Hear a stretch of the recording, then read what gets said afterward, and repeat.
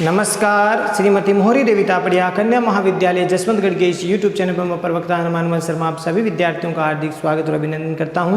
प्यारे विद्यार्थियों, बीए तृतीय वर्ष की कक्षा में हिंदी साहित्य विषय के अंतर्गत आधुनिक काव्य जो आपका प्रथम प्रश्न पत्र है, उसमें कवि नरेश मेहता जी की कविता जहाँ सूर्योदय एक संभावना से महत्वपूर्ण पदों की व्याख्या है। कविता है सूर्योदय एक संभावना से महत्वपूर्ण पदों की व्याख्या हम कर रहे हैं। और ये नरेश मेहता जी कविता सूर्योदय एक संभावना जहाँ जहाँ क्षितिज काव्य संग्रह में संकलित है। चलिए आज का जो महत्वपूर्ण पद है वो हमें लेते हैं। ठीक है प्यारे विद्यार्थियों, अब हम देखते हैं नरेश मेहता जी कविता सूर्योदय एक संभावना। हालांकि प्राकृतिक रूप से सूर्योदय का यहाँ पर स्वरूप चित्रित किया गया है नरेश मेहता जी के द्वारा। इस कविता के माध्यम से प्राकृतिक परिवेश का सुंदर अभिव्यंजना की गई है। और अब हम देखते हैं इस पद को कि अग्नि की ये गहरी करुणा, अग्नि की ये गहरी करुणा मनुष्यों की अपेक्षा वृक्षों में अनायास होती है। मनुष्यों की अपेक्षा वृक्षों में अनायास होती है, इसीलिए वृक्ष नैसर्गिक साधु चरित्र होते हैं। नैसर्गिक साधु चरित्र होते हैं। ठीक है, एक बार पुनः देख लीजिए। अग्नि की ये गहरी करुणा मनुष्यों की अपेक्षा वृक्षों में अनायास होती है, इसीलिए वृक्ष नैसर्गिक साधु चरित्र होते हैं। और जब मैंने पहली बार तुम्हें जाना तो लगा कि धर्म ग्रंथ को जानना क्या होता है। परंतु उस समय तक तुम अपनी धूप समेट चुके थे। सन्यासी के वस्त्र जैसे उस आकाश में उस धर्म ग्रंथ के नाम वाले स्वर्णिम अक्षर डूबते शेष थे, जैसे राग क्रमशः वैराग्य ले रहा हो। तो प्यारे विद्यार्थियों, ये पद है। तो प्रस्तुत पद्यांश कवि नरेश मेहता जी द्वारा रचित कविता सूर्योदय एक संभावना से लिया गया है या अवतरित है। और इसमें सूर्योदय के साथ कविता में सूर्योदय के साथ साथ प्राकृतिक परिवेश का सुंदर चित्रण है वो किया गया है। और विभिन्न रूपों में देखिए प्राकृतिक रूप से स्वाभाविक चित्रण है वो किया गया है। देखिए प्यारे विद्यार्थियों, इसमें कुछ एक शब्दार्थ को देख लेते हैं। गहरी का मतलब होता है गेरुवे रंग का,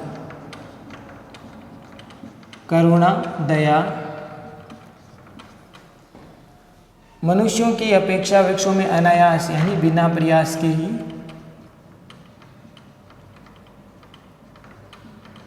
स्वाभाविक रूप से, इसीलिए वृक्ष नैसर्गिक यानी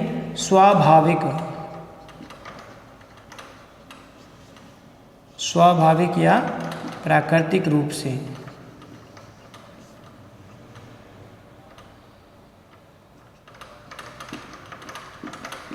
साधु चरित्र होते हैं, अर्थात सज्जन चरित्र वाले होते हैं।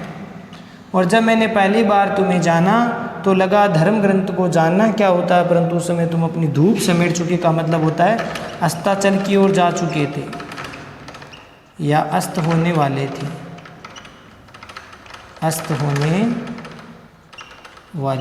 यहाँ सूर्य को लक्ष्य करके कहा जा रहा है प्यारे विद्यार्थियों। और सन्यासी के वस्त्र जैसे आकाश में धर्म ग्रंथ के नाम वाले स्वर्णिम यानी सुनहरे सोने के अक्षर डूबते शेष थे। राग का मतलब प्रेम आसक्ति,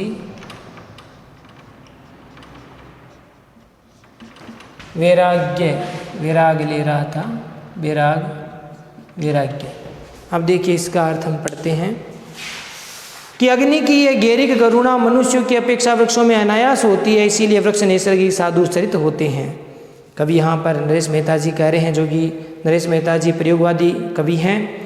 और इनकी कविता दूसरे तार आज्ञे जी के जो दूसरा तार सप्तक है उसमें इनकी कविताओं का संकलन है। और प्यारे विद्यार्थियों, इनका जन्म हुआ था शाजापुर मध्य प्रदेश में और 15 फरवरी 1922 में हुआ था और मृत्यु 22 नवंबर 2000 को हुई थी। और प्यारे विद्यार्थियों, नरेश मेहता जी इस कविता में क्या कह रहे हैं देखिए कि अग्नि की ये गहरी करुणा, यानी अग्नि जैसे अग्नि का जो स्वरूप वैसे तो तपन वाला होता है, परंतु वही तपन सर्दी की ऋतु में, शीत ऋतु में जो है मनुष्य को सर्दी से बचाने की उसकी क्षमता उसमें होती है, सर्दी से बचाने का सामर्थ्य उस अग्नि में होता है। वैसे अग्नि का स्वरूप तपन वाला होता है, परंतु शीत ऋतु में शीत को भगाने के लिए, बचाने की क्षमता उसमें रहती है। इसीलिए अग्नि जो है गेरुए रंग के वस्त्र के समान है। अग्नि का स्वरूप कैसा है? गेरुए रंग का है। तो गेरुए रंग के वस्त्र के समान या लाल आभा वाली करुणा के समान होता है। यानी जैसे अग्नि का जो रंग है वो गेरुए रंग का होता है, ऐसे ही करुणा का रंग भी लाल आभा वाला या गेरुए रंग का ही होता है। तो अग्नि एक तरह से करुणा की तरह गेरुए रंग वाली करुणा के समान है वो होती है। तो अग्नि को गेरुए रंग की उपमा यहाँ पर करुणा से दी गई है कि अग्नि भी गेरुए रंग की अर्थात लाल आभा वाली करुणा उसमें भी रहती है, क्योंकि अग्नि तपन के साथ साथ सर्दी से बचाने की क्षमता भी उसमें होती है। आगे देखिए, इसीलिए वृक्ष मनुष्यों की अपेक्षा वृक्षों में अनायास होती है। उसी प्रकार से वृक्षों में जो करुणा दया है वो अनायास यानी बिना किसी प्रयास के उनमें स्वाभाविक रूप से दया भावना, करुणा भावना उसमें रहती है। कभी यहाँ पर कहना चाहते हैं कि वृक्ष स्वाभाविक रूप से करुणा के भंडार होते हैं। वह मनुष्यों को अपनी धूप छाया है, धूप से रक्षा करते हैं, छाया देते हैं, ईंधन देते हैं, फूल पत्र इत्यादि प्रदान करके मनुष्य के ऊपर क्या करते हैं? वो एक तरह से प्यारे विद्यार्थियों मनुष्य के ऊपर दया भावना व्यक्त करते हैं। तो इस प्रकार से यहाँ पर कवि कहना चाहते हैं कि मनुष्य की अपेक्षा वृक्षों में अनायास ही क्या होती है? दया भावना होती है। इसीलिए वृक्ष क्या होते हैं? नैसर्गिक साधु चरित्र होते हैं। इसीलिए वृक्षों को स्वाभाविक रूप से साधु चरित्र वाले अर्थात सज्जन स्वभाव वाले माने गए हैं। नीति जो ग्रंथ है उनमें भी वृक्षों को क्या कहा जाता है? साधु चरित्र, क्योंकि परोपकार के लिए ही ये वृक्ष है, साधु है, वो कल्याण करते हैं, जन्म लेते हैं। वृक्ष भी परोपकार ही की भावना ही उनमें होती है। वृक्ष है वो स्वयं अपने फल नहीं खाते, स्वयं अपनी लकड़ी का उपयोग नहीं करते, वह मनुष्यों को ही प्रदान करते हैं, दूसरों को, प्राणियों को ही देते हैं। इसीलिए वृक्ष क्या है? स्वाभाविक रूप से साधु चरित्र होते हैं। और जब मैंने पहली बार तुम्हें जाना, किसको जाना? तुम्हें किसको कहा यहाँ पर? सूर्य को। हे सूर्यदेव, जब मैंने पहली बार, यहाँ सूर्यदेव के महिमा का गुणगान किया जा रहा है कि जब मैंने सूर्य देव को या सूर्य की महिमा को पहली बार जाना। कवि कह रहे हैं नरेश मेहता जी कि जब मैंने पहली बार सूर्य को जाना तो लगा कि धर्म ग्रंथ को जानना क्या होता है। सूर्य देव को जान करके महसूस किया कि धर्म ग्रंथ को जानना क्या होता है, ये मैंने पहली बार जाना। परंतु उस समय तक तुम अपनी धूप सुमेट चुके थे, यानी मैं तुम्हारे विषय में और अधिक जानता, अर्थात सूर्य के बारे में और अधिक जानकारी प्राप्त करता। उस समय तक कवि कह रहे हैं कि उस समय तक तो तुम अपनी धूप समेट चुके थे, अर्थात अस्ताचलगामी हो चुके थे, अस्ताचल को जा चुके थे, अर्थात सूर्य अस्त होने वाला हो गया था। इसीलिए मैं तुम्हारे बारे में और अधिक जानकारी नहीं ले सका। लेकिन पहली बार जब मैंने अरुण रंग का सूर्योदय प्रातःकाल के समय देखा तब मुझे लगा कि धर्म ग्रंथ को जानना क्या होता है। धर्म ग्रंथों में भी वही अरुण रंग की आभा अर्थात दया भावना, करुण भावना होती है। उसी प्रकार से सूर्य भी करुणा और दया के भंडार है। और मैं आपके बारे में, हे सूर्यदेव, हे सूर्य, मैं आपके बारे में और अधिक जानना चाहता था, लेकिन इससे पहले तुम अपनी धूप को समेट चुके थे, अर्थात अस्ताचल की ओर चले गए थे। सन्यासी के वस्त्र जैसे उस आकाश में उस धर्म ग्रंथ के नाम वाले स्वर्णिम अक्षर डूबते शेष थे। अर्थात सन्यासी किसको कहा है यहाँ पर? सन्यासी सूर्य की अस्त होते हुए सूर्य की जो लाल आभा है, लाल किरणें हैं, वो भी सन्यासी के गेरुए वस्त्र के समान होती है। डूबते हुए सूर्य और उगता हुआ सूर्य लालिमा से युक्त होता है, अरुण रंग का होता है। तो यहाँ पर जब सूर्य है वो अस्ताचलगामी हो गया, अस्त की होता हुआ सूर्य अपनी लाल रंग की आभा किरण प्रकाश को जो बिखेर रहा था, उसको देखकर कवि को ऐसा लगा जैसे कोई ये सूर्य के अरुण रंग की आभा या किरण रूपी जो गेरुआ वस्त्र है वो सन्यासी के वस्त्र के समान उस आकाश में छा रहा है। यहाँ पर सूर्य की लाल किरणों को सन्यासी के गेरुए वस्त्र के समान बताया गया है।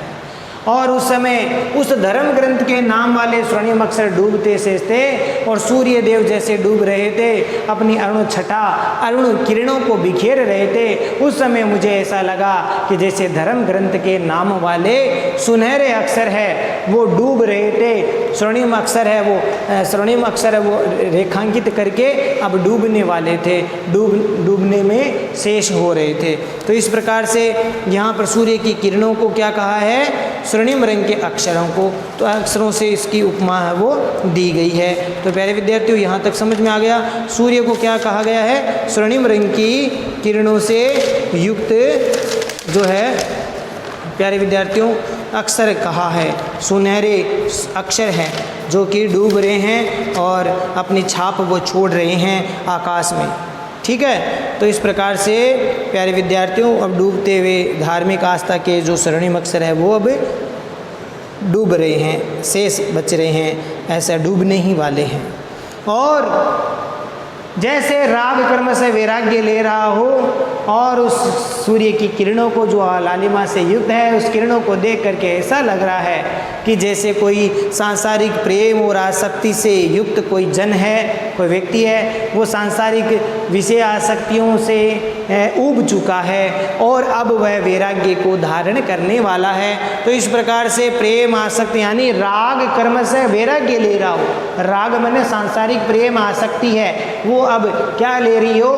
सांसारिक विषय आसक्तियों से मुक्त हो रही है, वैराग्य को धारण करने वाली हो रही है। तो इस प्रकार से यहाँ पर कोई जो डूबती हुई सूर्य की जो लाल किरणें हैं जो सन्यासी के वस्त्र के समान लग रही है, तो उस सन्यासी के वस्त्र के समान लगने वाले किरणों को देख करके कवि को ऐसा लग रहा है कि जैसे कोई सांसारिक जन है जो प्रेम और आसक्ति से घिरा हुआ है, वो अब प्रेम और आसक्ति से पूरी तरह से ऊब चुका है और अब वह अपने जीवन में वैराग्य को धारण करना चाहता है, वैराग्य लेना चाहता है, वह सांसारिक विषय वासनाओं से मुक्त होना चाहता है। तो इस प्रकार से उस कवि को इस प्रकार का भाव आ रहा है कि जो सांसारिक आसक्ति से उब कर वैराग्य धारण कर रहा है, ऐसे सूर्य की किरणें लग रही है सन्यासी के वस्त्र के समान।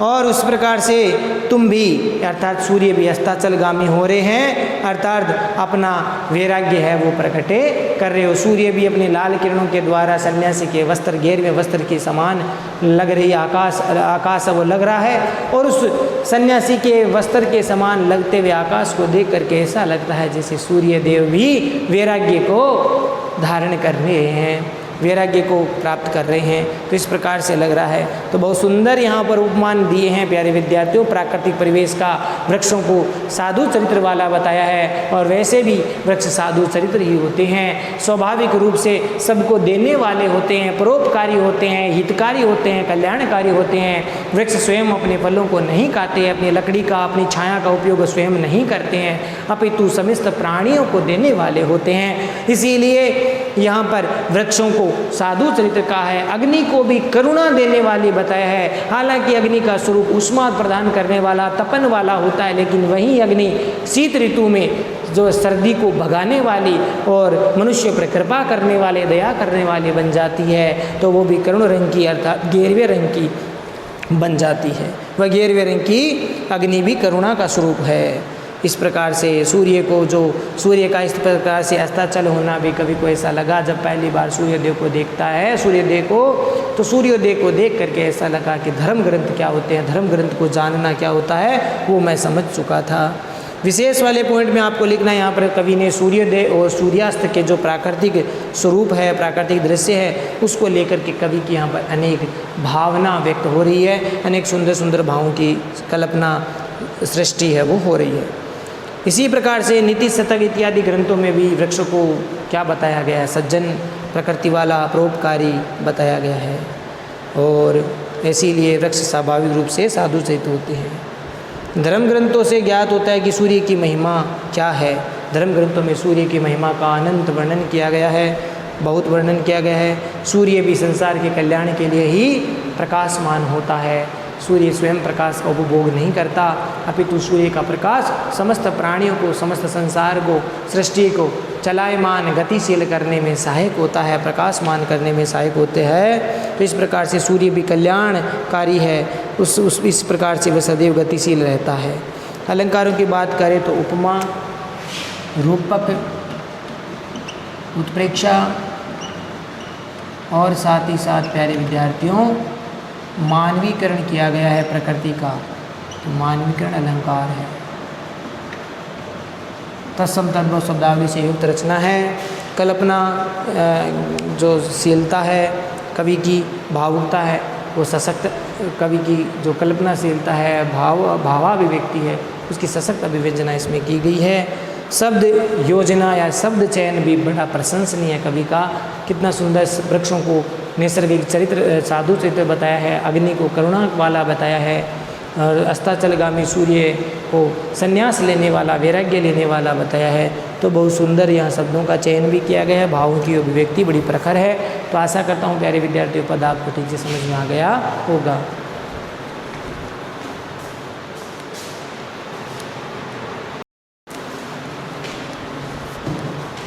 तो प्यारे विद्यार्थियों आज के लिए बस इतना ही। अगली वीडियो में पुनः उपस्थित होंगे नरेश मेहता जी की कविता के आगे के पदों की व्याख्या को लेकर के। तब तक के लिए इस पद को आप ठीक प्रकार से पढ़ें, समझें, अर्थग्रहण करें और नोट्स बनाकर याद भी करें। चैनल को लाइक, शेयर और सब्सक्राइब करना ना भूलें। जय भारत, जय हिंदी। धन्यवाद विद्यार्थियों।